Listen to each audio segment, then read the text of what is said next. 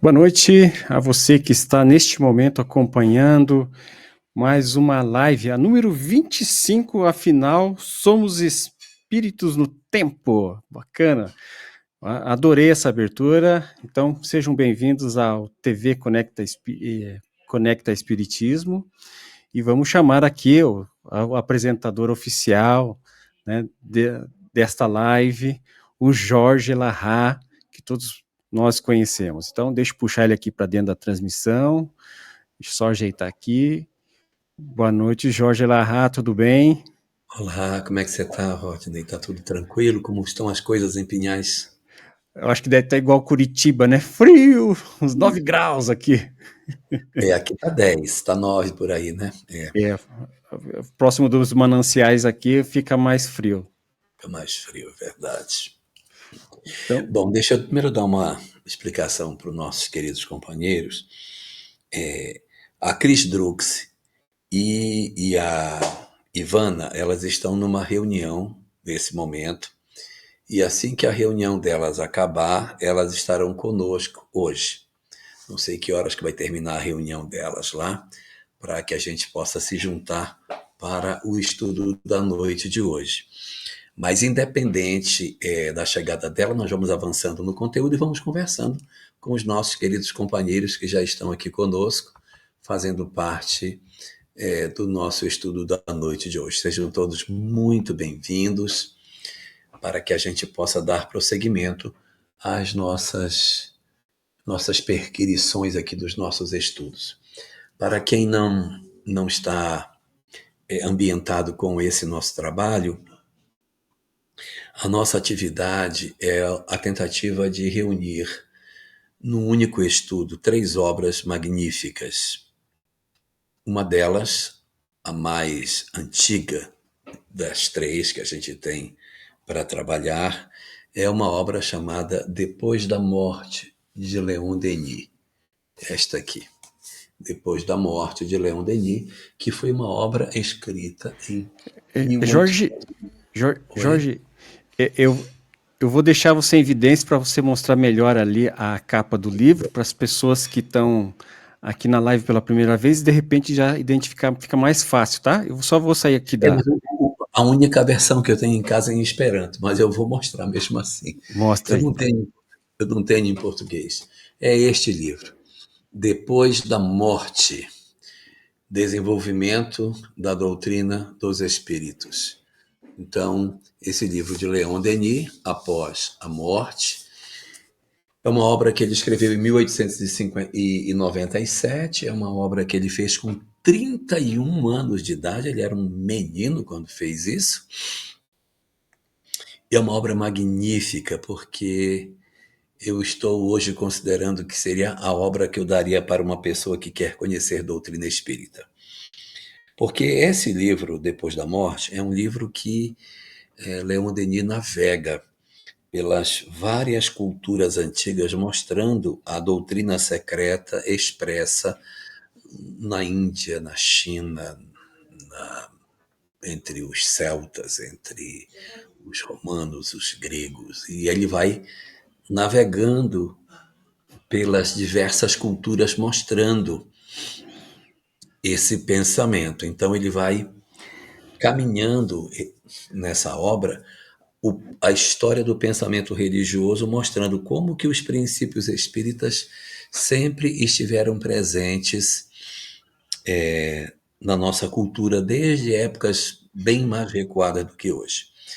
Essa obra ela começa com esse tipo de discussão e depois ela envereda pela doutrina espírita, aonde Leon Denis vai mostrar um pouco dos aspectos históricos daquele período das Minas mostrando um pouco do surgimento do espiritismo, alguma parte mais fenomênica, e rapidamente ele passa para o aspecto filosófico da doutrina espírita, mergulhando nas questões das consequências morais do conhecimento espírita. Então, essa é a primeira obra que a gente tem para trabalhar.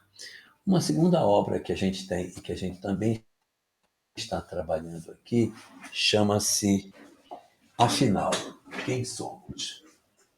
que é esta outra obra aqui, ó. Afinal, quem somos? O autor é Pedro Granja, um companheiro espírita que fez um trabalho muito bom, a obra de 1948. A obra é uma obra interessantíssima que fala sobre, fundamentalmente, as mesmas coisas que a obra do Leon Denis. Ela também vai tratar sobre os aspectos da história do pensamento religioso. Existem alguns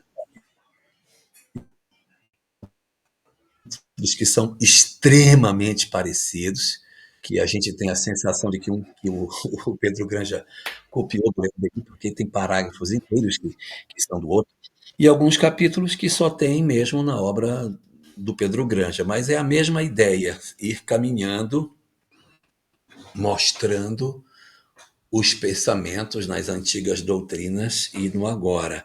A diferença é que no trabalho do Leon Denis, ele chama esse conhecimento universal de doutrina secreta, que é um termo que não vai aparecer na obra do Pedro Granja. O Pedro Granja não trata esse conteúdo com esse nome, não tem. Ele não chama de doutrina secreta, ele vai mostrando as várias doutrinas. E essa obra do Pedro Granja, ela vai fazer uma guinada muito forte quando ela chegar no Espiritismo. Por quê? Porque ela vem caminhando, passa pelo cristianismo, fala das várias fases do cristianismo. Quando chega no Espiritismo, ela não se detém apenas nas discussões, como acontece com Leon Denis, de passar pelo fenômeno do surgimento do Espiritismo e seguir para as consequências morais. Não. O livro do Pedro Granja, este segundo que eu mostrei, chamado Afinal, Quem Somos, já é um livro que está muito interessado em apresentar para nós uma outra ideia, os experimentos científicos de materialização. Meu Deus do céu! É extremamente robusto o conteúdo deste livro, reunindo as experiências de materialização diversas.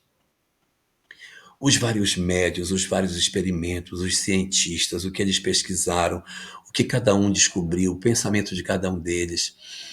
Olha, é uma infinidade de informações extremamente preciosas sobre esse fenômeno. Quem gosta de fenômeno, materialização e mediunidade, comprovação científica, vai se agradar muito da leitura do Pedro Granja, porque esse é o foco dele, apresentar especificamente as características do espiritismo, especificamente, ou do movimento espírita, no início do século XX e até no século XIX, os experimentos que foram feitos por vários pesquisadores. Ele tem um capítulo 14 da obra, em que ele reúne a opinião de 82 sábios, só cientistas, pessoas que a gente lê nas nossas literatura de outras ciências e que também pesquisaram o fenômeno espírita.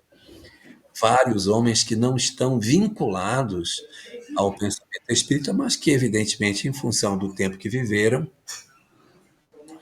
tiveram as suas opiniões sobre o fenômeno espiritual. E são incontáveis, né?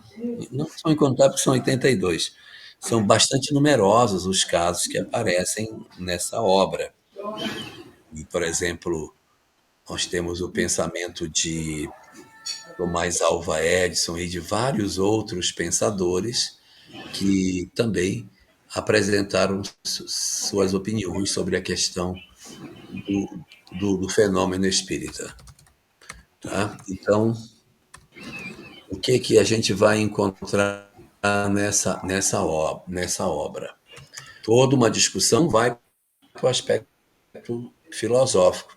Leon Denis não vai para o aspecto filosófico. Ele fica unicamente na historicidade do fenômeno espírita e depois, quando chega no fenômeno espírita, um mergulho profundo nas várias experimentações mediúnicas que aconteceram até a publicação do livro em 1948. A terceira obra que a gente está junto estudando é uma obra chamada O Espírito e o Tempo, de Herculano Pires, uma obra publicada em 1966. É a mais recente de todas elas, feita por Herculano Pires. É uma obra que surgiu de uma espécie de curso que ele deu para uma juventude espírita, para você ver como é que são as coisas. Ele foi chamado para fazer um conjunto de palestras na juventude espírita em São Paulo. E ele então reuniu, fez uma espécie de apostila e foi apresentando. Só que o conteúdo é muito bom, é muito profundo. E ele então resolveu pegar a apostila e transformar em livro. Tempos mais tarde, quando o movimento espírita decidiu apontar quais seriam as 10 melhores obras do século XX, a obra do Herculano Pires apareceu entre essas 10. Sim. A primeira obra apresentada como mais importante é Nosso Lar, de Chico Xavier. A segunda, tida como mais importante, Paulo e Estevão, também Emmanuel, né? A primeira seria Nosso Lar, de André Luiz, por Chico Xavier. A segunda também seria da Lavra, de Chico Xavier. A terceira, Parnaso de Além Túmulo, também oriunda da mediunidade de Chico Xavier. A quarta obra, que seria tida como a quarta obra mais importante do século XX, O Problema do Ser, do Destino, que é publicado de Leon Denis. O nome do livro é O Problema do Ser e do Destino. Não é o problema do ser e do destino da dor. A obra, quando foi lançada com esse título, O Problema do Ser e do Destino. Porque ela tem 3 partes, né? Uma parte é o problema do ser, a segunda parte é o problema do destino, e a última, a terceira parte, são as 8 virtudes, né? As 8 potências da alma. Não tinha da dor. E durante muitas edições, o livro foi publicado assim, O Problema do Ser e do Destino. Somente já próximo da desencarnação do Leon Denis é que ele resolveu dar uma mexida no título e passou a chamar-se O Problema do Ser, do Destino e da Dor. Mas o título original mesmo era O Problema do Ser e do Destino. Essa seria a nossa quarta obra. A quinta obra mais importante é essa, O Espírito e o Tempo, apresentado por Herculano Pires. A sexta obra mais importante... A quinta obra mais importante, Memórias de um Suicida, de Ivone do Amaral Pereira. A sexta obra mais importante é A Caminho da Luz, de Emmanuel. A sétima é esta, que seria O Espírito e o Tempo. A oitava obra mais importante teria sido Há 2000 anos, de Emmanuel. A nona obra mais importante seria Evolução em Dois Mundos, de André Luiz. E a última das 10 seria Missionários da Luz, de André Luiz também. Então, das 10 obras, 7 são do Chico, 1 de Ivone, 1 de Leon Denis e 1 de Herculano Pires. E aí nós resolvemos tomar essa obra do Herculano Pires para também ajudar na nossa formação. Essa obra do Herculano Pires, ela tem uma proposta muito mais filosófica. Ela é muito mais voltada para uma leitura crítica e antropológica da sociedade. E ele faz também uma viagem pelo tempo, só que a viagem que o Herculano faz é diferente dos outros dois, porque os outros dois, o que fazem? Eles pegam o fenômeno das crenças espirituais, o que acreditavam os hindus, o que acreditava Krishna, o que pregava Buda. Então ele pega as pregações, né, e vai conectando. É isso que Leon Denis faz e é isso que o Pedro Granja faz. Herculano não é isso. Ele faz um estudo da mediunidade no tempo. A mediunidade estudada. Mediunidade na época antiga, depois passando pelos vários paus, só a manifestação mediúnica, não as crenças religiosas. A mediunidade, só a mediunidade, mas não as crenças religiosas.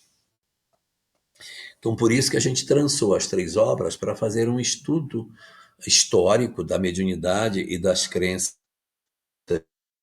religiosas para a formação do nosso entendimento sobre as coisas.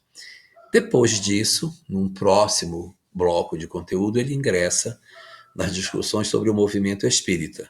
Nós estamos exatamente nesse momento da obra.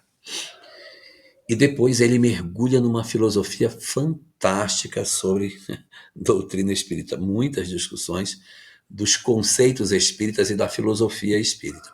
Então ele não avança para os fenômenos mediúnicos. E o que a gente deseja nesse nosso trabalho é exatamente essa construção de como é que esses pensamentos se articulam para a formação do conhecimento que a gente tem. Então é isso que nós estudamos aqui. E hoje, particularmente, a gente vai avançar, primeiramente, dentro da obra terceira, que é o Espírito e o Tempo, num capítulo que está contido na segunda parte da obra. Ele é o terceiro capítulo, capítulo número 3, capítulo 3, da segunda parte do livro O Espírito e o Tempo. O nome deste capítulo de hoje chama-se A Invasão Espiritual Organizada. A proposta do capítulo de Herculano, A Invasão Espiritual Organizada, é mostrar como houve, numa janela de tempo estreita, a chegada de vários fenômenos espirituais muito intensos, fazendo com que a humanidade desse uma guinada nas suas crenças a partir da manifestação desses múltiplos médiuns e pesquisadores que surgiram nesse período da nossa história, nessa questão aí relativa à invasão organizada. Então, o que nós temos de leitura sobre isso?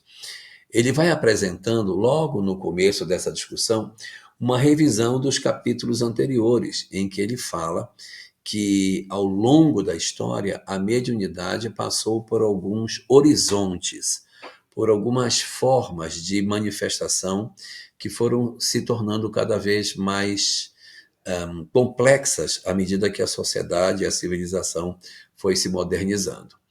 Então, ele vai começando a falar que, ao longo do tempo, não só aconteceu uma complexidade maior da mediunidade, como também ela foi ficando mais formal.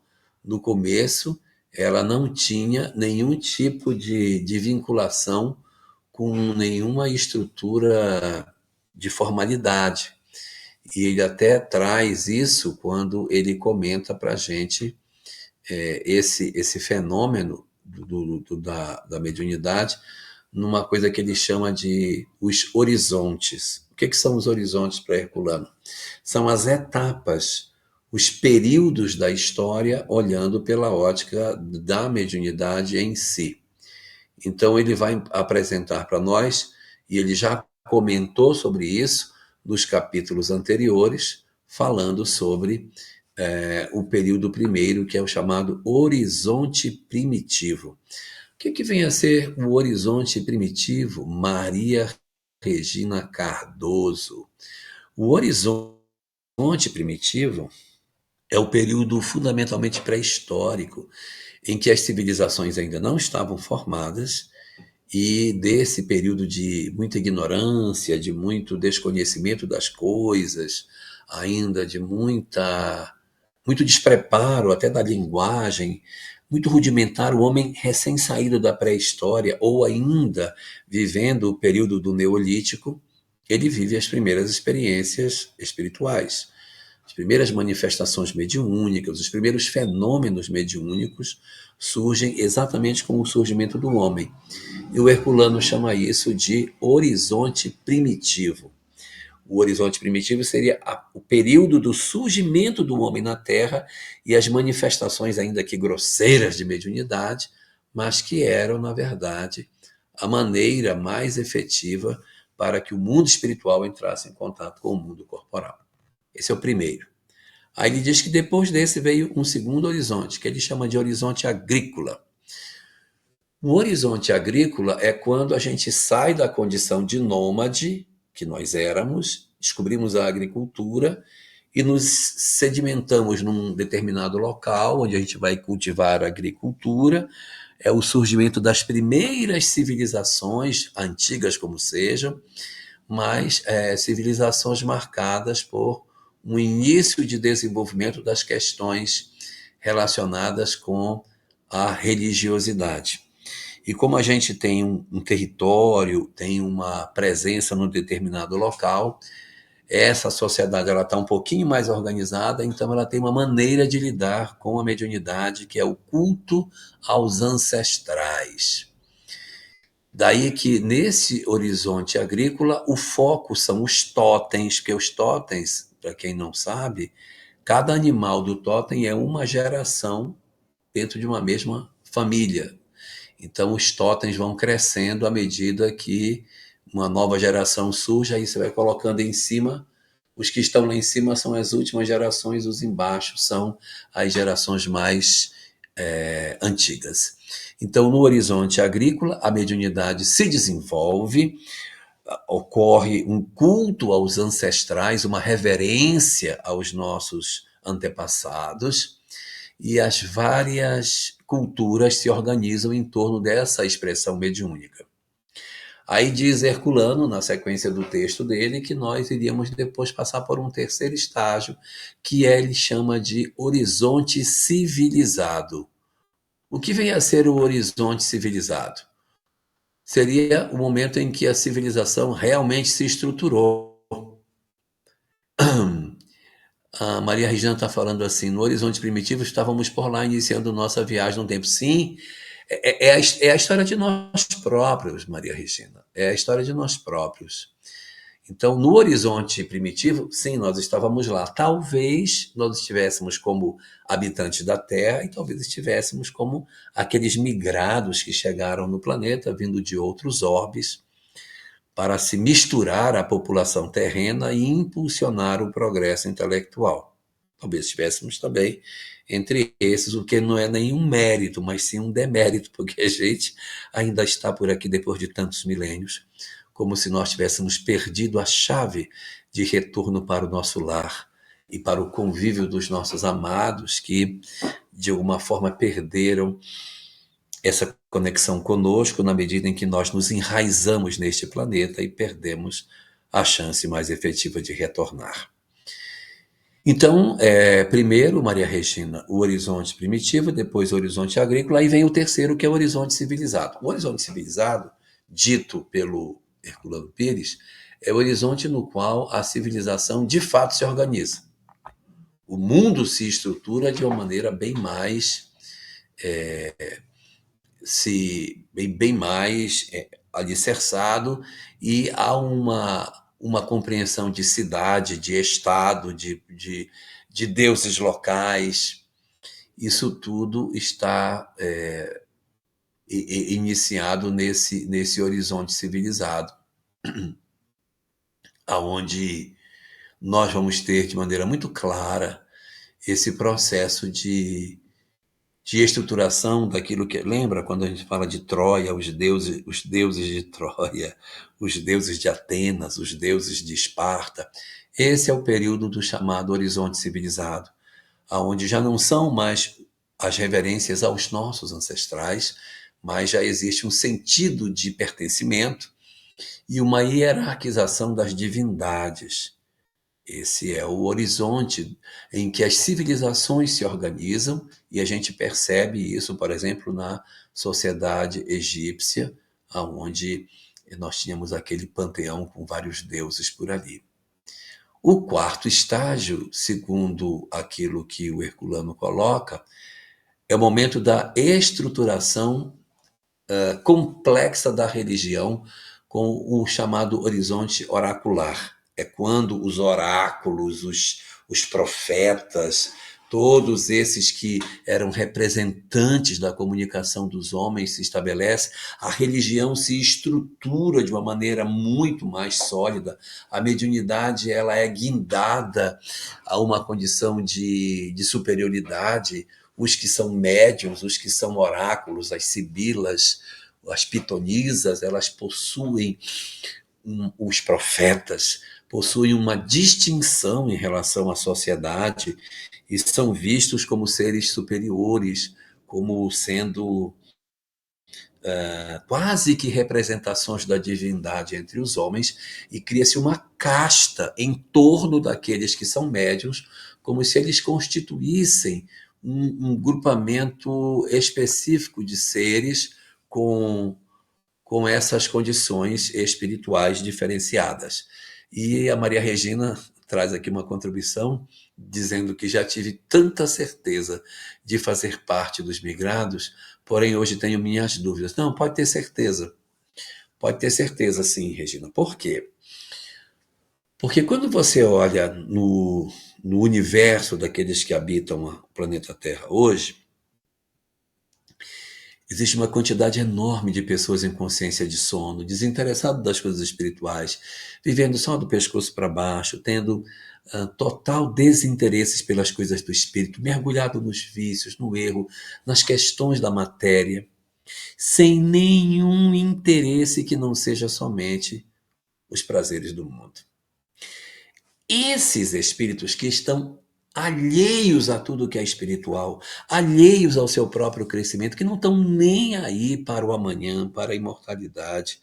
Não estou me referindo a espíritas, não. Mas em todas as doutrinas, ou até entre os ateus, aqueles que se questionam de onde viemos, para onde vamos, o que estamos fazendo aqui. Essas pessoas que se indagam sobre a vida, que questionam sobre o existir, que procuram um ideal superior para a existência, podem pertencer à grande massa da sociedade. Os nossos interesses de estarmos, por exemplo, numa terça-feira à noite, 10 horas da noite, ligado numa live para discutir esses assuntos tão filosóficos, já nos distingue. Mas isso não é para nós nenhum mérito dizer assim, nossa, eu sou um espírito migrado. É demérito, porque é sinal de que nós não soubemos aproveitar as oportunidades que nos foram oferecidas, que nós ainda estamos patinando, estamos como que marcando passo no nosso processo evolutivo, porque as oportunidades têm surgido e a gente não tem sabido aproveitá-las. Então, pode ficar tranquila que, na verdade, a gente tem muito disso. Boa noite, Nice Bucher. Seja muito bem-vinda ao nosso estudo da noite de hoje.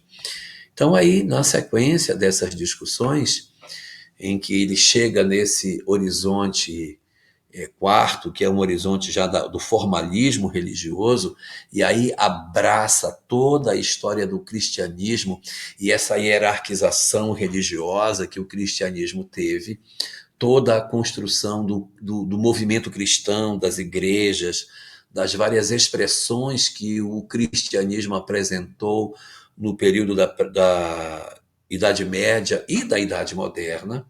Então, tudo isso pertence a esse quarto horizonte, aí mais o horizonte oracular, da divinização, da complexidade da religião, dos templos faustosos, das hierarquias, dos rituais, dos paramentos, dessa excelsa riqueza, dessa pompa que se vestiu a religião.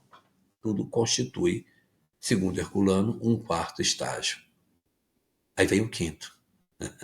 Qual é o quinto? O quinto estágio para Herculano é a chegada da doutrina espírita, que, segundo ele, é o rompimento com os formalismos religiosos. E faz até muito sentido na medida em que a doutrina espírita ela vem questionar de maneira muito frontal as estruturas rígidas religiosas que foram erigidas pela sociedade no Ocidente para tentar vestir o cristianismo de riqueza para dar a ele importância. O Espiritismo, então, vem e despe o cristianismo dessas estruturas hierarquizadas, essas estruturas ritualísticas, sacerdotais, para retornar à essência do cristianismo como sendo esse movimento de libertação da criatura. E aqui, nesse sentido, a gente observa uma proximidade muito grande do pensamento espírita com relação ao pensamento de Orígenes. Orígenes foi um grande cristão do século II que tinha um pensamento cristão muito parecido com o Espiritismo. O que Orígenes pensava? Orígenes dizia o seguinte, que ele, antes de ser cristão, ele tinha tido muito conhecimento da escola grega, do pensamento grego, que falava de reencarnação, de evolução, de transformação moral, de libertação das nossas imperfeições para alcançar a felicidade e tal. Todas essas coisas que a gente bem conhece do Espiritismo. Quando ele topa com a doutrina cristã, ele diz, gente, a doutrina de Jesus é exatamente a receita para a libertação do espírito. Então, qual era a proposta de Orígenes? Que nós precisávamos de uma transformação moral para alcançarmos a nossa felicidade espiritual.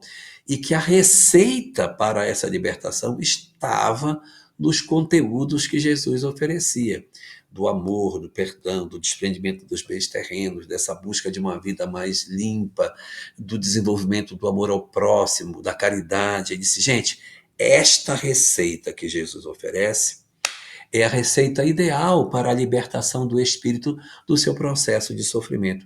Eis aqui como se fosse uma espécie de modelo e guia para a humanidade, para a nossa libertação. Esse era o pensamento de Orígenes, que é bem próximo do pensamento espírita. Mas a doutrina de Orígenes, ela foi muito perseguida porque ela tirava de Jesus a ideia de que ele era um salvador. Porque a doutrina de Orígenes era a seguinte, não, Jesus não é um salvador. Eu é que me salvo. Ele me dá a receita e eu tenho que seguir a receita para que eu me salve. Se eu seguir a receita, eu me liberto do ciclo das reencarnações e me torno uma alma feliz.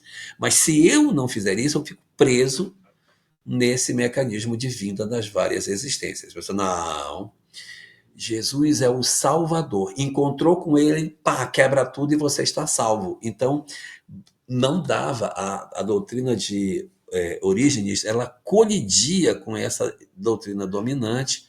Ele foi perseguido, seus seguidores foram perseguidos, e durante os primeiros séculos do cristianismo, a doutrina de Orígenes vinha, era perseguida, sumia. Ela vinha, perseguida, sumia. Houve nos primeiros séculos muitas ondas reencarnacionistas dentro do cristianismo apoiadas no pensamento de Orígenes, mas ela acabou não vingando e acabou sendo vitoriosa a doutrina salvacionista. Jesus é o Salvador que se aproxima e pá, liberta a criatura humana de todos os sofrimentos. Então, quando a doutrina espírita comparece, ela faz exatamente um retorno ao pensamento de Orígenes, quando ela vem sugerir para nós que não existem essas fórmulas, que não é preciso essas estruturas pesadas e que Jesus não seria o salvador da criatura, mas eu seria o salvador de mim mesmo. Esta é uma coisa muito importante para que a gente tenha contato no entendimento do que seja a doutrina espírita. E é aí que entra uma coisa muito interessante, porque nós todos temos muito aquela preocupação de encaixar o espiritismo dentro daquela visão que está posta de que o espiritismo é o consolador prometido. Acho que muitas pessoas já tiveram a oportunidade de discutir este assunto, apresentando o espiritismo como o consolador prometido. E o que pensa Kardec sobre isso? Qual é a visão que o Livro dos Espíritos nos oferece sobre esta leitura? E aqui é importante a gente parar um pouco essa discussão do livro do Herculano para dar uma visitada no conteúdo apresentado no Livro dos Espíritos de Allan Kardec. Vocês podem pegar aí, no livro de vocês, no item 222 da obra. Sim, eu não disse pergunta, eu falei item, porque não é uma pergunta. O item 222 é um item, não é pergunta, é uma dissertação. Eu vou ler aqui só o comecinho deste texto. primeiro parágrafo, vocês podem acompanhar aí. Número 222, diz Kardec. O dogma da reencarnação, dizem algumas pessoas, não é novo. Foi ressuscitado de Pitágoras. Ponto. Jamais dissemos que a doutrina espírita fosse uma invenção moderna. Por constituir uma lei da natureza, o espiritismo há de ter existido desde a origem dos tempos. E sempre nos esforçamos em provar que se encontram sinais dele na mais remota antiguidade. Pitágoras, como se sabe, não foi autor do sistema da metempsicose. Ele acolheu dos filósofos indianos e dos egípcios, onde isso existia desde tempos imemoriais. E segue o texto mostrando que as verdades espíritas existiam de todo o tempo. Então, Kardec chama aqui, o espiritismo existe de toda a antiguidade, num conceito um pouco distinto daquele que a gente tem. Quem está dizendo que o espiritismo existe desde a antiguidade não é o espiritismo conteúdo da obra de Allan Kardec. Ele está chamando de espiritismo as verdades espíritas. Então, se no lugar de espiritismo eu tirar e escrever verdades espíritas, fica: as verdades espíritas existem desde toda a antiguidade. Sim, é verdade. Quando foi que a humanidade não soube da reencarnação? Quando foi que a humanidade não soube da imortalidade da alma? Então, o texto aqui, onde Kardec está escrevendo a palavra espiritismo, ele está querendo representar o conteúdo que o espiritismo tem e não a doutrina quadradinha criada por ele, Allan Kardec. Reforçando isso que eu estou dizendo, eu vou ler o segundo trecho do Livro dos Espíritos. Agora, lá na conclusão, lá no final dele, na conclusão, no item número 6. Item 6 da conclusão, aqui, ó. Conclusão, item 6. Aqui nós encontramos a seguinte informação.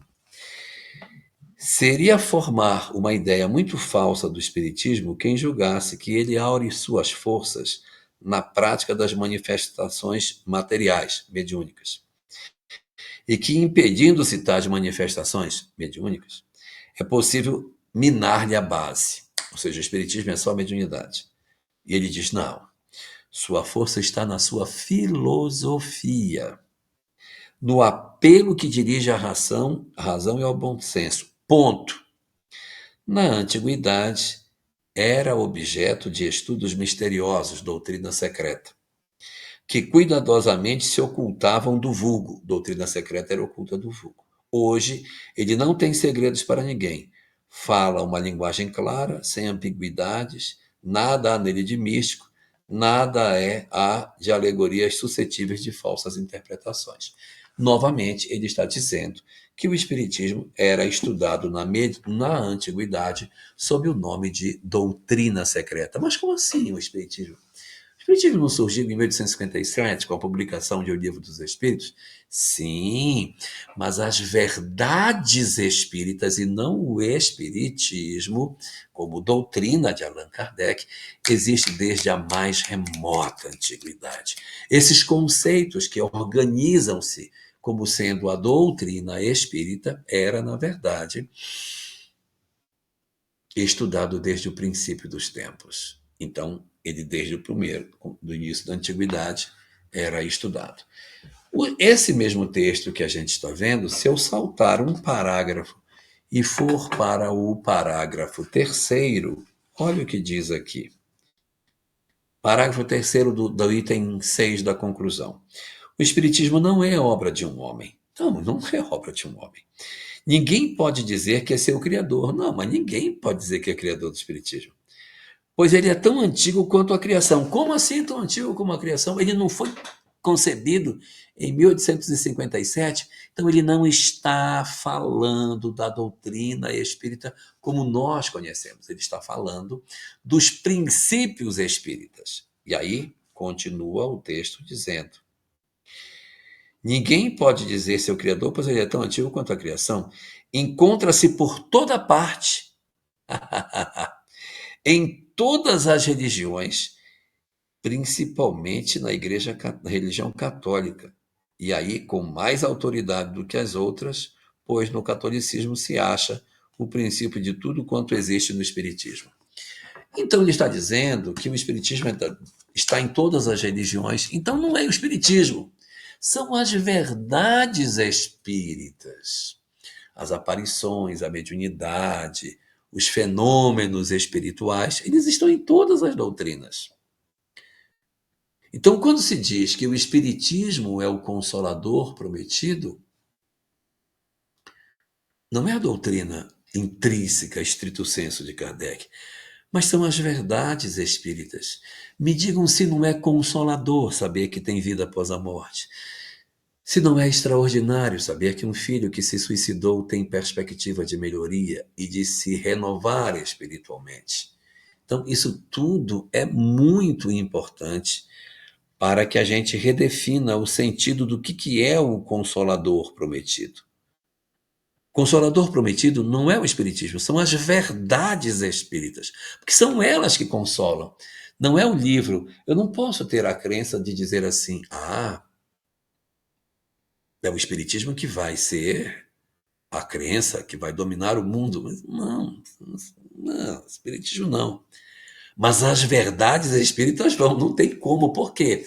Porque as verdades espíritas estão na lei da natureza, gente. A verdade espírita não é na lei da natureza. Ou a imortalidade da alma pertence ao espiritismo? Ela não pertence. Quem estudar, quem pesquisar, quem investigar sobre a questão da vida após a morte vai deparar com a imortalidade. Ela é da lei natural. Reencarnação não pertence ao espiritismo, não.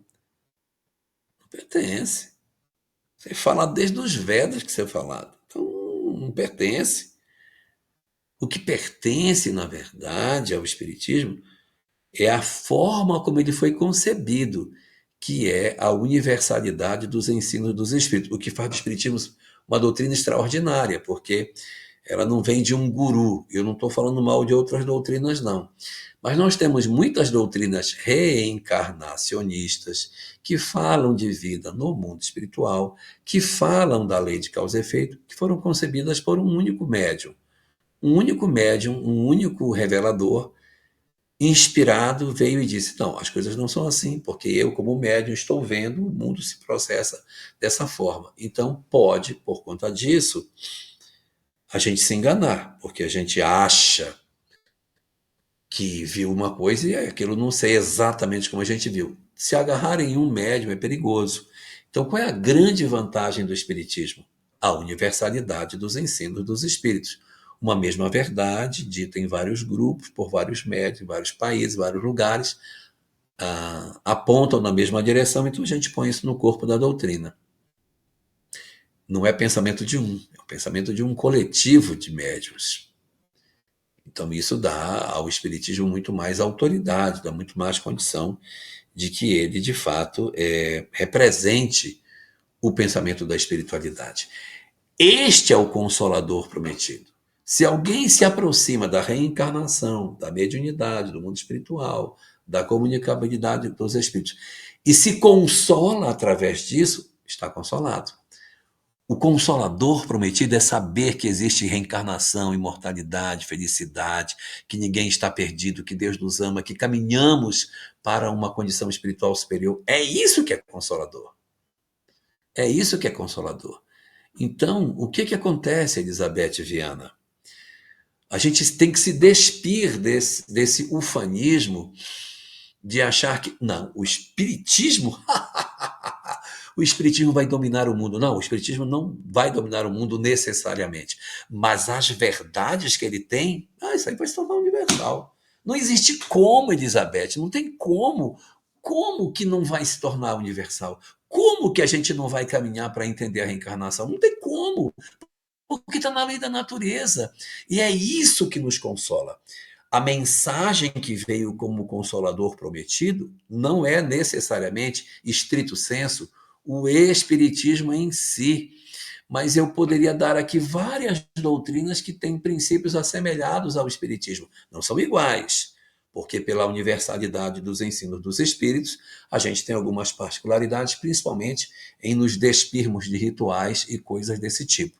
Então, por exemplo, eu posso encontrar essas mesmas verdades consoladoras no pensamento do Krishna, no pensamento de Buda, na Cabala judaica, estudando os Vedas, estudando no círculo esotérico da comunhão do pensamento, estudando na Ordem Rosa Cruz, estudando na maçonaria, fazendo estudos na Seichonoye, na Igreja Messiânica, nos cultos afro. Eu vou encontrar todos esses lugares, reencarnação, mediunidade, mundo espiritual, vou encontrar.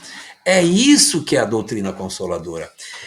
É isso que consola. Este é o Consolador prometido. Madame Blavatsky, com a sua teosofia, Leadbeater.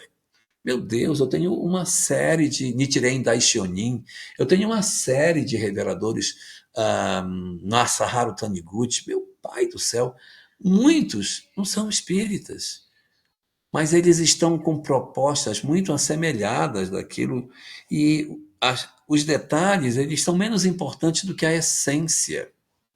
A essência consoladora é saber: o seu filho que se suicidou não está perdido. O amor da sua vida que partiu voltará para conviver com você. Os erros que você tem, você terá tempo para se liberar. As culpas que você carrega, Deus lhe dará o tempo para se libertar delas. O ódio que você nutre por alguém atrairá seus inimigos para dentro do seu lar. É isso que interessa. Se isso foi dito pela boca de Krishna, de Buda, se foi num culto afro, se foi da doutrina espírita, bom. Mas a essência é o entendimento de que a verdade não tem fronteiras. Então, quando nós chegamos nesse período da quinta etapa, o Consolador prometido chega ao planeta. O grande representante, sim, desse Consolador prometido, a doutrina espírita é um excelente representante. Mas ele representa um universo muito pequenininho de pessoas no planeta, muito pequeno. No Brasil, que é onde ele tem maior expressão, ele está próximo de 2%, segundo o censo. Claro que isso são os que se dizem espíritas, os que falaram no censo que são espíritas. Mas se você for perguntar quem acredita nas verdades espíritas, o número é muito maior, embora as pessoas não se declarem espíritas. Fazendo com que a gente possa dizer que o movimento espírita ele caminha, sim, mas as verdades espíritas galopam. Olha a novela que está passando, se ela não é um sinal de que a sociedade aceita bem as ideias da imortalidade. Nunca haveria uma reapresentação de uma novela que não tivesse audiência, né? Não faz sentido?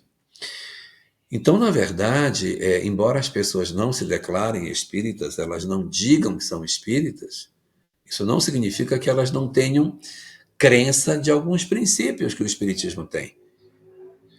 O grande problema é que nós, dentro da doutrina espírita, não temos sacerdotes. Então, as pessoas só se sentem espíritas se estiverem trabalhando. Quem não está trabalhando, não sou espírita. Eu só vou lá, mas como eu não tenho nenhuma tarefa, eu não me sinto pertencente.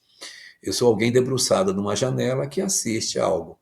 Então, você tem uma pessoa que assiste palestra há anos na casa espírita, né? Há anos de casa espiritual, mas nunca fez nada, Margarete. Nunca tem nenhuma atividade. Então, ela não se sente pertencente. Ela diz: não, eu não sou espírita. Isso, trata-se da mensagem que consola, mesmo que não seja. Isso é o mais importante, é que console as pessoas. O importante é consolar, é tirar as pessoas desse sofrimento que a humanidade hoje atravessa em função do desconhecimento espiritual. E é isso que é a chave mais importante do nosso desenvolvimento. Então, os espíritas, eles estão muito vinculados a trabalho na casa espírita. Quando a pessoa não exerce nenhuma atividade, ela não se sente pertencente ao grupo, ela acha que ela é um frequentador assíduo, mas ela não se declara espírita. Então, eu posso até dizer, de repente, que o número de pessoas que se declara espírita é, na verdade, o número de trabalhadores espíritas, o número de pessoas que trabalham no movimento espírita e que se reconhecem como tais. Mas muita gente que vai não se reconhece como espírita. Resultado, nós precisamos, dentro dessa leitura que o Herculano Pires nos oferece, ter a possibilidade de enxergar que quando o Espiritismo é apresentado como o Consolador prometido, não é exatamente o Espiritismo, como nesses outros textos, não é o Espiritismo, mas são as verdades espíritas que são o grande Consolador, né? O Espírito de verdade que vai oferecer à humanidade a condição de transformação. E isso, Herculano Pires vai trabalhando e dizendo que o grande trunfo do Espiritismo com relação às crenças anteriores é que o Espiritismo vai oferecer de verdade para nós uma grande mudança. Por quê? Porque ele volta lá atrás, fazendo com que a mediunidade seja vista como um fenômeno natural. Retira da mediunidade esse aspecto assim mais rígido, mais hierarquizado que tem. A Mauricélia Herácio, minha vizinha, por sinal, diz que todos podem fazer parte. É verdade, Mauricélia, todos podem fazer parte. Mas é muito difícil que as pessoas nos aceitem como trabalhador. O movimento espírita, ele é muito desconfiado. Como nós estamos do lado de dentro do movimento, a gente acha que a gente está carente, precisando de gente. Mas quem está do lado de fora diz: vocês estão muito fechados. Vocês são muito fechados. E o movimento espírita, realmente, ele é muito desconfiado das pessoas. Para oferecer uma tarefa, meu Deus. Sem dúvida nenhuma, existe espaço, trabalho para todos em todas as partes. Mas os que não são ainda trabalhadores espíritas reclamam que nós constituímos um grupo muito hermético e que temos muita dificuldade de admitir novas pessoas nos quadros de trabalhadores. É um defeito do movimento espírita, um defeito. Nós temos essa particularidade, uma desconfiança muito grande das pessoas para que elas integrem as equipes de trabalho da Casa Espírita. Mas é assim mesmo. No Acre, né, onde você está, Rio Branco, as coisas às vezes são mais fáceis, porque a cidade sendo menor, é mais fácil você conseguir. Mas existem cidades que são maiores, aonde a possibilidade de você chegar a ser um trabalhador é muito mais difícil. Você conseguir dar passe numa casa espírita, meu Deus, quantos anos você vai precisar para você conseguir estender a mão para beneficiar uma pessoa? Você fazer uma palestra, meu Deus! Então, há muita resistência no movimento, né? Quando a gente está dentro, não. Quando você está dentro, todo mundo quer puxar você para todo lado. Fulano vem para cá, fulano vem para lá. Você tem que furar essa bolha e conseguir ser visto como um trabalhador espírita. Aí pronto. Aí todo mundo vem, não, vem para minha casa, faz isso, faz aquilo, ajuda aqui, que você tem que ficar se segurando. Mas quem não rompeu essa parte dessa porta para ingressar para o lado de dentro, fica pela janela olhando as pessoas e com muita vontade de trabalhar, mas com poucos convites nesse sentido. É uma característica do movimento. Algumas casas são muito mais atentas a isso e fazem um trabalho de acolhimento e de integração das pessoas muito bom, mas isso não é a regra geral. A regra geral do nosso movimento é uma desconfiança e uma dificuldade em admitir novas pessoas dentro dos nossos quadros de trabalhadores. Muito bem, muito bem. Então, dentro dessa leitura que o Herculano Pires vai nos oferecer, ele vai depois nos comentar sobre o processo de desenvolvimento que o Espiritismo promove no cristianismo, e ele vai resgatar uma frase de Emmanuel linda, linda, linda, linda, linda, linda, linda. Acho que uma das frases mais bonitas de Emmanuel sobre a definição do Espiritismo é essa. Ele diz que o Espiritismo é a renascença do cristianismo. Eu achei essa imagem linda. Aqui a Margarete Cruz, de Campinas, diz o seguinte: estes que só frequentam acredito que não se engajam por receio de assumir um compromisso que já entenderam ser de muita responsabilidade. Existe isso também, Marga, existe sim.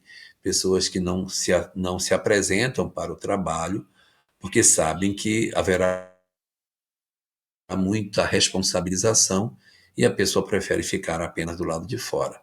Mas tem muita gente que quer trabalhar, mas a casa espírita não enxerga a pessoa, né? Nem de maldade. É que ela olha e diz, não, mas isso aí não está pronto ainda, não. Não, isso aí não, isso não. E aí a gente faz tanta exigência que acaba não aproveitando as pessoas. Parece assim, isso não existe mais, mas na minha época existia aquelas moças que escolhiam muito o rapaz para casar. Não, não, esse tem a orelha grande. Não, esse tem o nariz muito comprido. Não, esse é feio. Não, esse é muito magro, esse é muito gordo. Ah, esse é muito pobre, esse é muito rico. Escolhia tanto que ficava sozinha. Então, às vezes, a gente quer escolher tanto a pessoa para trabalhar na casa espírita, procurando uma pessoa perfeita que não existe, e perdemos as oportunidades de enxergar as pessoas que podem produzir alguma coisa, né? Tem até um texto espírita, é um texto jocoso, né? Está no livro Entre Irmãos de Outras Terras, que conta a história de dois companheiros espíritas que disseram, olha, a gente tem que acabar com essa coisa de fazer muita resistência para novos trabalhadores. A gente vai fazer o seguinte, nós vamos pegar as pessoas que estão vindo na palestra e nós vamos pegar as pessoas e botar para dentro. Vamos aproveitar. Que tem um pessoal ali que eu acho que já vem há bastante tempo, acho que a gente pode aproveitar. Aí eles disseram assim, olha, tem uma pessoa que vem na nossa casa espírita faz um tempo, a gente nunca conversou com ele. Mas tem anos que ele vem, vamos convidá-lo para ser trabalhador. Aí vamos. Aí chegou uma pessoa e disse assim, o senhor faz tempo que o senhor vem aqui no centro espírita, eu queria fazer algumas perguntas, e o outro só de longe olhando para ver se ele ia dar respostas boas, né? Se eu queria perguntar para você, o que é que o senhor acha, por tudo que o senhor assistiu aqui, da sua vida, de tudo, queria saber o que é que o senhor acha da morte. O senhor acha que a morte realmente é o fim de tudo? Depois da morte não tem nada? E o cara respondeu, depois da morte? Meu amigo, depois da morte é que tudo começa. Tudo começa. Aí um olhou para o outro e fez aquele sinal. Não sei se dá para aproveitar. Aí disse, tudo começa como? Como assim? Como que assim, tudo começa? Não teve a morte? Não, começa? Porque depois da morte é que vem o trabalho, a gente tem trabalho, o esforço, não é? Vai se seguir após a morte, é onde a gente vai realmente fazer uma grande luta de mudança e tal. E o outro começou a se empolgar, aí fazia sinal para o outro, maravilhoso. Poxa, eu estou vendo que o senhor está com uma compreensão muito boa sobre a morte, da continuidade das coisas, do trabalho que tem que ser feito, de como isso tem o engajamento de nós. E se você acha que isso é uma coisa para ser feito sozinho, ou você acha que esse trabalho após a morte tem que ser um trabalho que precisa de colaboração? Não, é um trabalho. Após a morte, o trabalho é um trabalho de equipe, nós temos que trabalhar em equipe. Rapaz. Aí ele disse, com licença, aí falou, esse cara é o cara perfeito. Vamos chamá-lo para trabalhar conosco. Aí sentou com ele e disse, nós nunca conversamos, não sei nada sobre o senhor, mas eu queria saber, qual é a sua profissão? O senhor é o quê? Eu sou coveiro. Por isso que depois da morte que tudo começava, por isso que depois da morte vinha o trabalho, por isso que depois da morte tinha um trabalho de equipe, ele era coveiro. Por isso que ele tinha essa visão. Olha, aqui nós temos umas falas, Tecnofoto diz o seguinte, boa noite amigos, nos dias atuais, ser cristão virou um selo de qualidade ou rótulo. Temos que refletir, independente do número, estamos fazendo de concreto no trabalho de consolação das dores. Tem que rolar para cima, que aí ele vai aparecer a sequência. Só puxa, rola assim para cima que ele vai aparecer o finalzinho. que é a consolação das dores. Mas eu estou lendo aqui, estou vendo que é. E a Maria Regina diz assim, ó, entre os frequentadores das reuniões públicas dos centros espíritas, encontramos todos. Primeira vez com receios, os que se assustam com responsabilidade, os que estão interessados e não sabem se manifestar. Aí continua. Vamos descobrir como acolher a todos. Sem dúvida nenhuma, esse é o nosso papel, né? Sem dúvida, esse. Acolher as pessoas, porque o trabalho é muito importante para essa transformação. E aí, olha a frase de Emmanuel: o Espiritismo é a renascença do cristianismo. Olha o período do Renascimento. Por quê? Porque a arte estava morta e a Renascença ressurgiu. O Espiritismo não é o cristianismo redivivo? Então é a Renascença, aquele período lindo, lindo, lindo, que veio e que renovou a história da arte. Assim também o Espiritismo vem e renova, restaura, dá vida para o cristianismo. Num movimento muito bonito nesse sentido. E aí a gente vai entender que a chegada do Espiritismo nesse período do século XIX só foi possível porque foi quando a ciência já estava mais desenvolvida. Não tinha como o Espiritismo vir antes, porque a Revolução Francesa do século XIX, do século XVIII, é quem quebra as resistências religiosas e permite com que a religião se desatrele da ciência, comece a pesquisar e o Espiritismo sobreviva. Se o Espiritismo tentasse vir antes da Revolução Francesa, todo mundo teria sido morto. Como foram, não é? Todos os que tentaram, de alguma forma, levantar a bandeira da espiritualidade no período anterior. Não dava certo. Então, depois da Revolução Francesa, cai o pano, a religião não tem mais a força que tinha antes e, consequentemente, ocorre um fenômeno de enfraquecimento do poder religioso. E aí a doutrina espírita consegue se estender por causa exatamente desse fenômeno. Então, era preciso que existisse isso para diminuir a força da religião e, ao mesmo tempo, a ciência se desenvolvesse para poder pesquisar. Porque se você fosse pesquisar o fenômeno espírita com uma ciência muito incipiente, você ficaria em dúvida se aquilo é real ou não. Então, foi necessário todo esse processo para que abrandasse o poder religioso, fortalecesse o poder filosófico, fortalecesse o poder científico e a mediunidade pudesse ser estudada de uma forma bastante natural. E o que Herculano Pires vai colocar no seu texto é que o Espiritismo traz a mediunidade para o local natural que ela sempre deveria ter ocupado, sem aquela coisa pomposa do quinto período, não é? Do quarto período, do período chamado oracular, aquele período de divinização de médium, nem do período civilizado, com aqueles excessos de cultos aos deuses locais, nem do período agrícola dos deuses ancestrais, dessa religiosidade voltada para os aspectos familiar, mas sim a coisa de maneira natural, como ela sempre deveria ser, porque a mediunidade faz parte da vida. Então, essa releitura do sentido da mediunidade e o despir dela, desses paramentos, dessa coisa, e a religião ser tratada de uma maneira muito clara, muito franca, foi muito importante, porque vai se apresentar uma palavra que foi muito usada, né, que era o sobrenatural, e disse, não, não, não, o sobrenatural não existe. Por quê? Porque o sobrenatural é natural. Isso é que é muito legal. Não, isso é sobrenatural. Não existe sobrenatural. Ah, então você nega a espiritualidade? Não.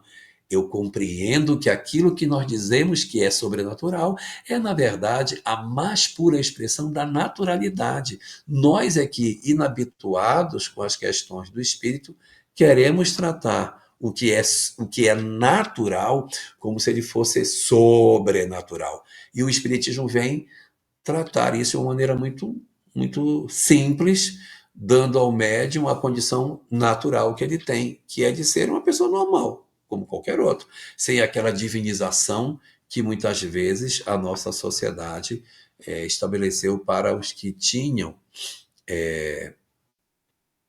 a condição de se comunicarem com os espíritos.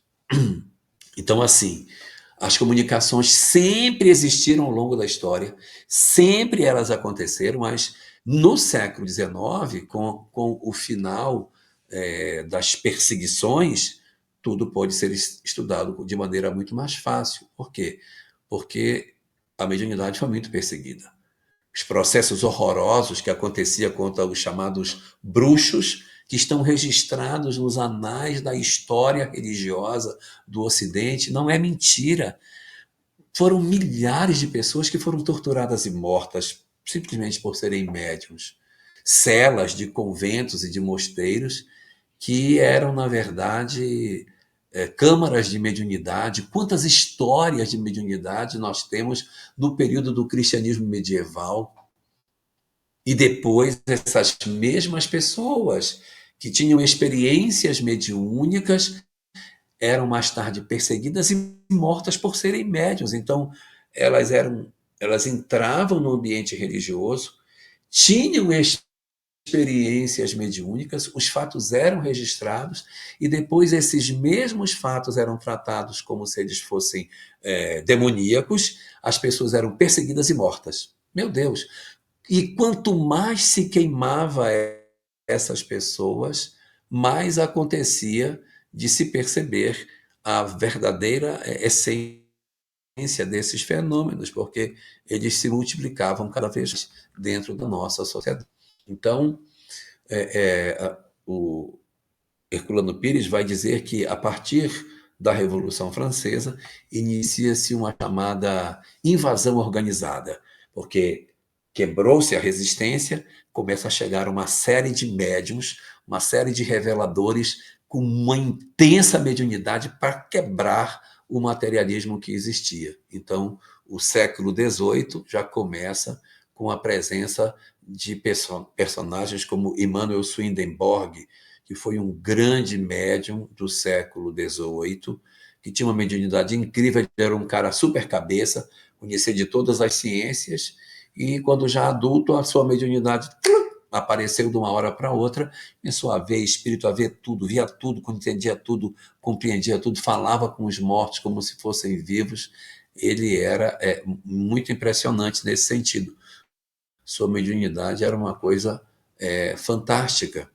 E ele vai ser um grande precursor das ideias espíritas, que depois vão encontrar outros fenômenos, como as Irmãs Fox, de 1848, já no século XIX, com a presença dessas manifestações que foram muito curiosas e que são bem conhecidas de todos nós e que teria se dado em momentos em que a humanidade tanto precisava para combater o materialismo. E o Paulo Witter está lembrando aqui, os Espíritos do Senhor, qual estrelas cadentes, espalham-se por toda a Terra. Sim, porque quando chegou o momento em que o Espiritismo se tornou um movimento necessário para combater o ateísmo, que vigia naquele período, na primeira metade do século XIX, foi grande a quantidade de médiuns que apareceram com vários poderes interessantes, né? Então, as Irmãs Foxes, elas são muito conhecidas, eu nem vou perder tempo falando delas, mas vou falar de um outro personagem que é menos conhecido no movimento espírita, Jonathan Kunz.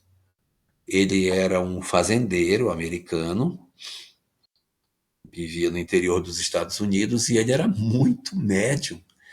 E aí, em 1852, ele cria um negócio na sua fazenda muito interessante.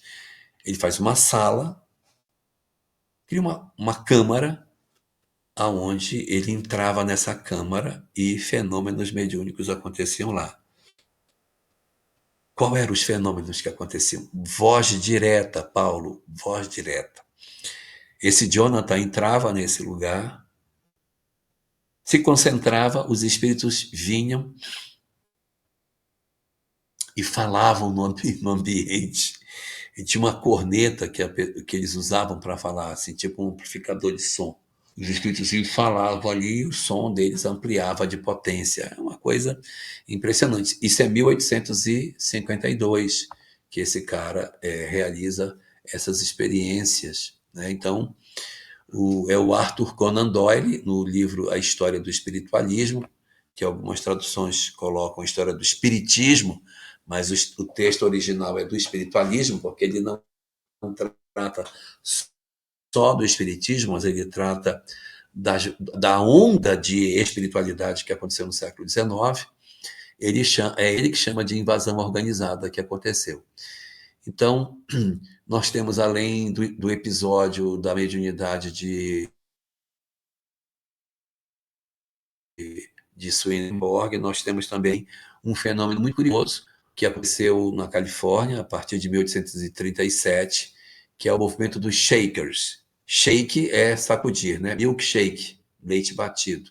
Os Shakers se sacudiam.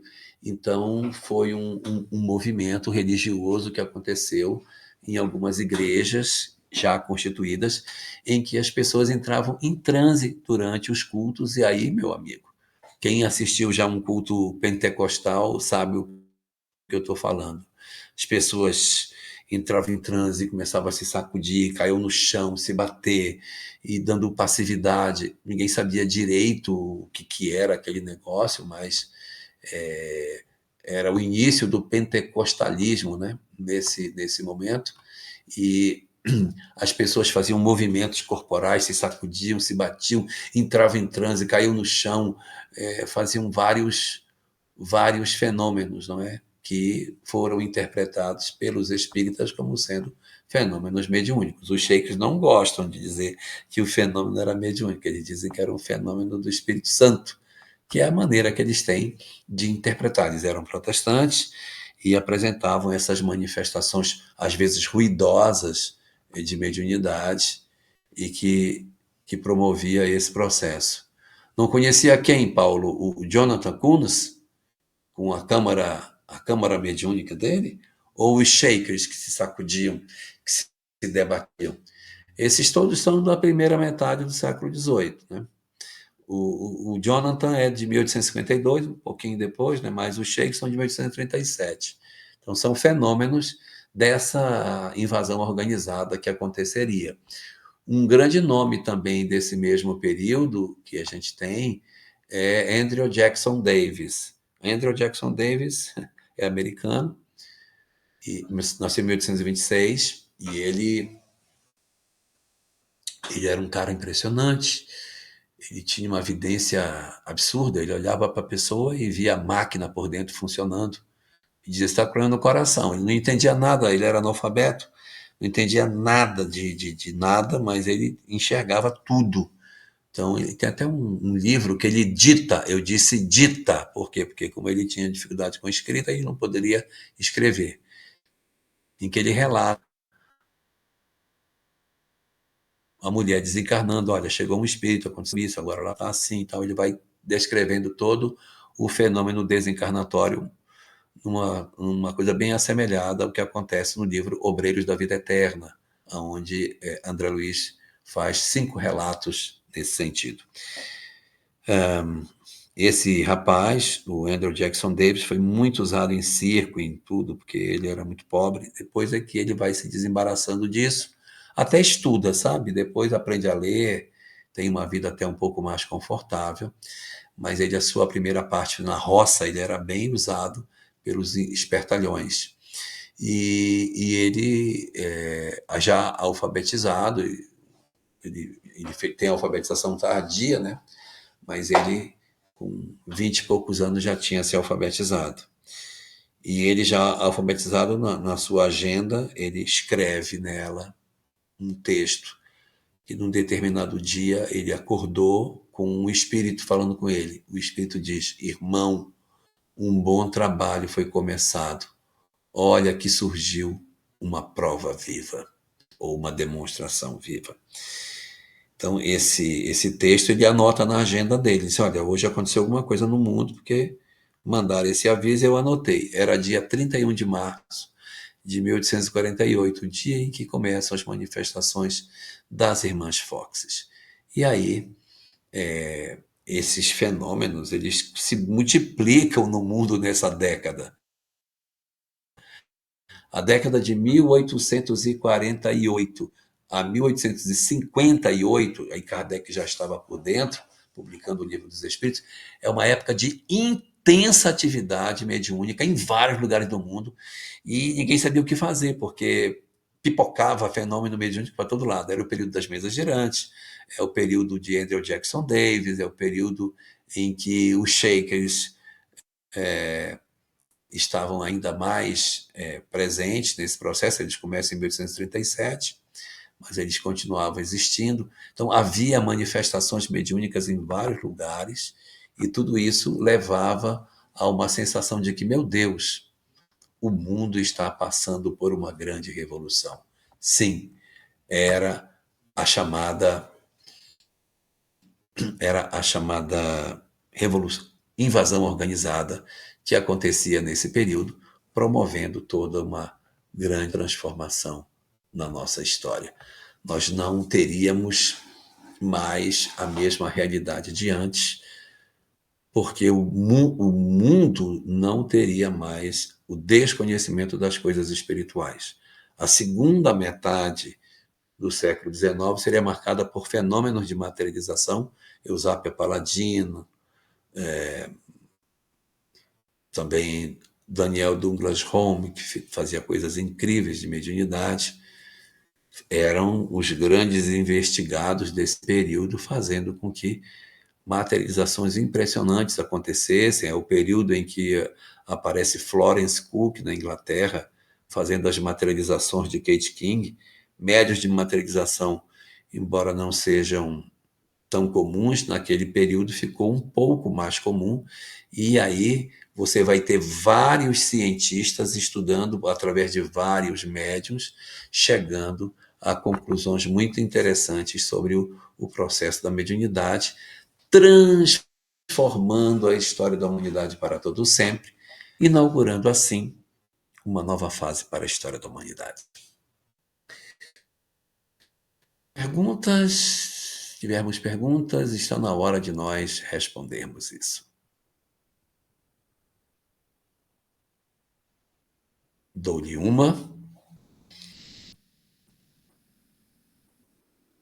Dou-lhe duas. Dou-lhe três. Não temos perguntas. Então, se nós não temos perguntas, a gente pode, então, ir para o encerramento da nossa live, e a gente completa aqui mais um capítulo do livro O Espírito e o Tempo, de Herculano Pires, e podemos voltar a esse conteúdo daqui a 15 dias, quando a gente for estudar agora o pensamento do nosso querido Leon Denis, no capítulo sobre materialismo e positivismo. Tá bom? Querido Rodney, cadê você, meu querido? Vamos encerrar então a live, já que ninguém tem perguntas. Opa, estamos de volta. Só dando um aviso aqui, que realmente a Cris Drux, né, a Cristiane Drux e a Ivana estão trabalhando já faz um bom tempo aí sobre o trabalho da Conecta Espiritismo. Então, elas estão envolvidas até o momento, pediram desculpas aí que não vão poder estar, né, durante a live. Madame de Ferrand. Então, realmente, é uma tarefa árdua, mas que trará grandes transformações nessa proposta do Conecta Espiritismo, tá?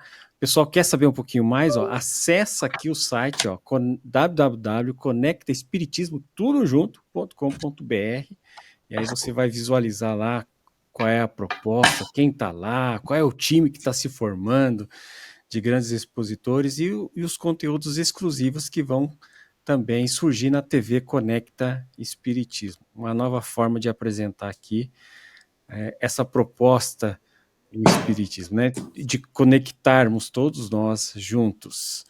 Então, Jorge, fiquei muito feliz de estar junto contigo aqui. Nós que estamos aqui na capital paranaense, eu estou na região metropolitana, 1 grau a mais, quer dizer, 1 grau a menos, né? Estamos com frio aqui. Olha, tem perguntas aqui. Tem pergunta? Vamos lá, vamos ver. Tem perguntas aqui. Então, vamos lá. Tem uma aqui. Você conhece algo sobre Madame d'Espérance? Sim, Madame d'Espérance também foi Deixa eu deixar você aqui. Aí. Tá. Madame d'Espérance foi uma grande médium também desse período e foi muito estudada por vários estudiosos, tanto ingleses como franceses e até italianos. Também tinha Alexander Aksakov também trabalhou a mediunidade de Madame d'Espérance. Ela fazia fenômenos de materialização. Aí aqui nós temos uma do Paulo Witter, que ele pergunta se você imagina que poderemos ter uma nova invasão organizada para uma nova etapa do progresso da humanidade? Sim, sim. O Espiritismo não pode ser a última, porque tem muita coisa ainda pela frente. No livro Devassando o Invisível, a Dona Ivone fala que existe uma nova invasão organizada que vai acontecer na arte no século XXI, que vai ser capitaneada por Victor Hugo e que será o renascimento do bem. Porque o renascimento das artes era a arte pela arte, agora nós teremos a arte pelo bem, não pelo belo, fazendo com que a humanidade enverede por um novo caminho. Então, fala-se que haverá uma chegada de espíritos ligados à arte para fazer a mudança. E com relação a novas invasões organizadas, sem dúvida nenhuma. E até vou dizer uma coisa, Paulo. No livro que é o Espiritismo, está dito o seguinte: se algum dia se queimarem todos os livros espíritas, ele se reescreveria. O Espiritismo se reescreveria, talvez com outro nome, mas se reescreveria, porque está na lei da natureza. Então eu diria o seguinte, que se por algum motivo o Espiritismo for destruído ou ele desaparecer, isso não nos deve preocupar, porque essa doutrina está na lei da natureza, então ela se reescreve de novo. Foi escrito outras vezes, reescreve de novo. Então ninguém deve temer o futuro das verdades do Espírito. O Espiritismo pode até ter dificuldade, mas as verdades espíritas não vão ter, não. Porque isso aí, se for preciso, vem de novo. Eusápia Paladino e as investigações de César Lombroso. Eusápia Paladino foi um médium fantástico. Meu Deus, essa mulher era impressionante. Então, sim, César de Lombroso foi o grande investigador da mediunidade dela, ela materializava com bastante nitidez, e ela foi a grande médium do continente, e Florence Cook, a grande médium na Inglaterra, né, lá na ilha, lá na Inglaterra. E Eusápia foi muito, muito estudada. Alexander Aksakov também investigou bastante a mediunidade de Eusápia Paladino. O fenômeno dela era a materialização, essa era o dela. O Daniel Douglas Home, ele não era muito de materialização, ele era mais de levitação. Fazia muita levitação, mas não tanto a mediunidade de materialização. Eusápia não, ela excretava ectoplasma, produzia entidades com bastante nitidez, fazia coisas incríveis, e César Lombroso foi um grande pesquisador dela. Ele era um criminalista, era contrário ao espiritismo, era um dos grandes críticos do espiritismo, e um dia ele vai para uma reunião mediúnica e ela materializa a mãe dele. Aí a mãe dele vem e fala com ele. A partir dali, ele ficaria profundamente mexido e começa uma nova história junto ao espiritismo, em que ele, de detrator, de perseguidor, de questionador, se torna um ardoroso defensor e produz muitas obras interessantes sobre a mediunidade, estudando a mediunidade dela, e outras que não, outras estudando a morte, né, a crise da morte. A crise da morte é do Ernesto Bozano, não é do César Lombroso. Lombroso é que estudava com Eusápia Paladino, mas o foco dele era estudar imortalidade da alma e reencarnação. Perdão, imortalidade da alma e mediunidade. Esse era o foco do César de Lombroso. Ele queria fazer como médico legista que ele era, perdão, criminalista que ele era, fazer o estudo da criatura humana. Ele fez algumas teorias na época que já estão até, como criminalista, ultrapassadas. Ele estudava o corpo humano e, em cima do corpo, dizia que crime que aquela pessoa tinha propensão de cometer, né? Mas ele foi talvez o maior investigador da mediunidade de Eusápia, né? Fez muitas coisas, né, que foram muito importantes para a construção da ideia da mediunidade no século XIX.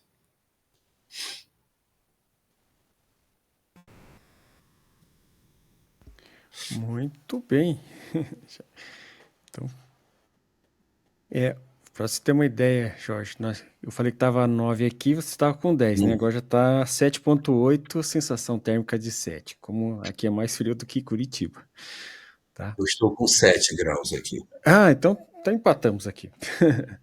Bom, minha gente, agradecemos então Baixou para 7. a participação de todos.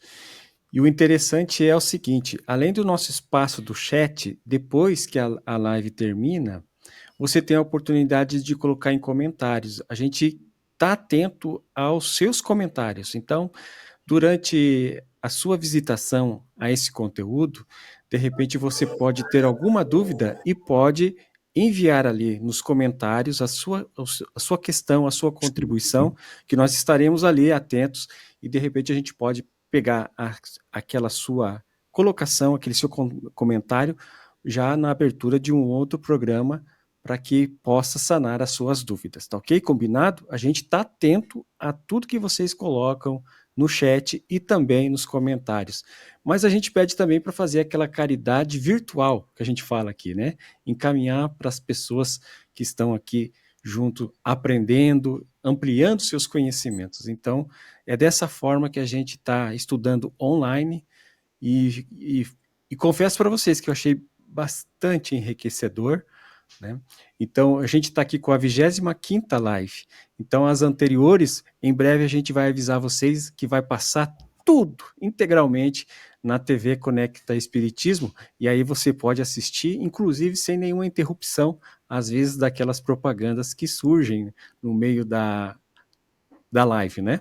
Então, nós estamos trabalhando nisso para oferecer para você esse novo formato também, para você aprender, compartilhar, conversar com o pessoal na sua família, né? Reunir a família para conversar sobre determinados temas, se aprofundar nos estudos e dar oportunidade aqui aos nossos expositores para participarem justamente dessa nova plataforma que está se formando, que é a TV Conecta Espiritismo, tá bom?